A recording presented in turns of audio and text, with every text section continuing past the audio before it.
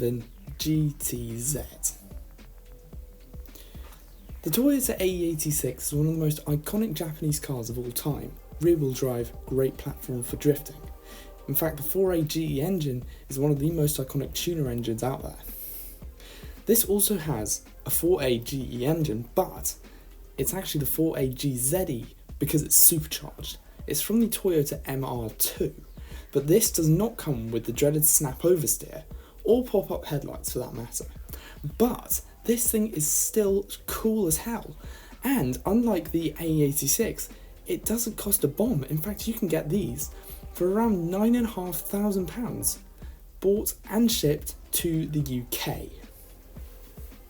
Autozam AZ1. This is the craziest K car of all time. In a world of such tight regulations, it's a miracle that this car even exists. It's part supercar, part DeLorean, part little K car. This thing has a turbocharged 600cc engine, which is very economical and can get 80 miles to the gallon. That's twice as good as the Toyota Prius. And it's just so tiny, so there's no worries about parking. This thing is brilliant, and I think insurance will be pretty good as well, but the key thing with this is it costs half what it does in the UK. UK, £25,000. If you import one from Japan, you're looking at £12,000 to £15,000. You save a shed load of money, which you can buy other K cars like the Cappuccino and the Beat. Unos Cosmo. I really wanted to include a Mazda RX7. Unfortunately, they cost around the same as they do in the UK, even though they are in better condition. However, if you want a cheaper alternative, then this might just be it. It's got a detuned version of the RX7's engine, which still features twin turbos. This car makes 230 horsepower, which is respectable, but it only comes in an automatic, and that means the top speed is limited to 142 miles an hour. Even so, you can do a 13B swap, and you save around £10,000 from an RX7 in similar condition. Honda S660. This is the newest K sports car. This has a 660cc turbocharged engine, and it's all wrapped up in this modern Japanese sports car body. It's like a sort of baby NSX. This thing is so cool, and it's just cute but sort of mean at the same time. In the UK, these actually fetch a pretty high price. In fact, these are £20,000, despite not being nowhere near as iconic as any of the other Japanese sports cars on the list. However, in Japan, they cost around half that. In fact, the import cost means that you could have one of these for half price of a similar example in the UK.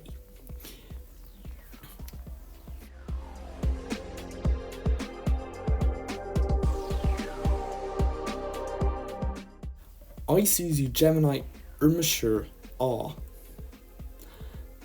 Now, I ignore my pronunciation of that. How is that actually pronounced? Sure.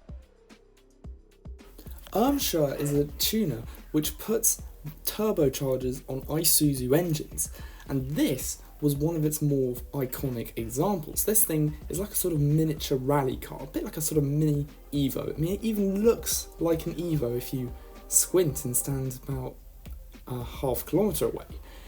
Even so, this thing is small, it's light, it's four-wheel drive and goes like the claps. It's got 180 horsepower and it is so cheap. Mitsubishi Delica Star Wagon. The Star Wagon, an adventurous name for an adventurous little van. This is a very cool off-roader. It's sort of a Japanese alternative to the Volkswagen T4 Synchro. This is amazing, and I know you could probably get these in the UK, but I mean, it's such a cool vehicle to import. It's weird, and there just aren't that many of them. You don't ever see any of these. They're really cool, and I just think they look so utilitarian. And luckily, they are cheap. In fact, the cheapest, look how cheap these are. I mean, that's like £8,000. Subaru SVX. Okay, now, American viewers are going to say, oh, we already got this car. I know, but people in the UK didn't. And this is right-hand drive, so it should be fine. This is a really cool car. In fact, I have featured it in one of my most popular videos. In fact, someone in the comments actually said they owned one, which is pretty cool.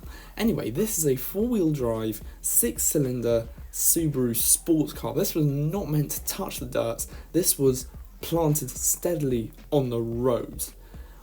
Unfortunately, however, this was not powerful enough to compete with the other sports cars, and it only came with an automatic, which sucks big time.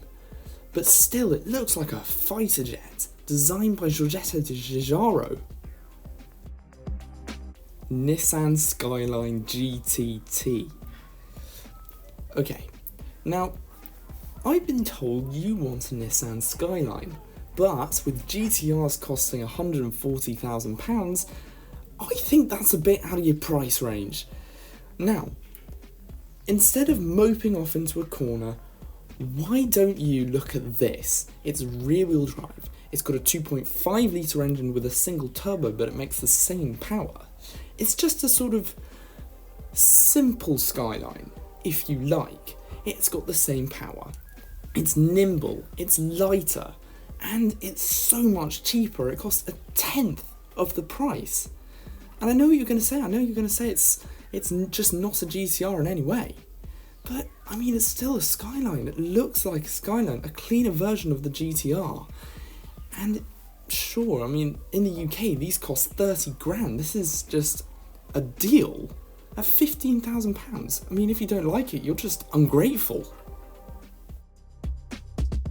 Nissan Cedric.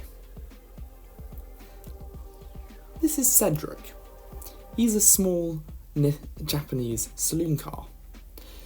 He looks pretty ordinary. Rear-wheel drive, 4 seats, 4 doors, and an interior filled with leather and wood. Under the bonnet, however, lies a detuned race engine. This thing's got a VQ30 DET, and the twin with another turbo. That engine, same engine as this, would have been used to power racing Skylines and racing 350Zs.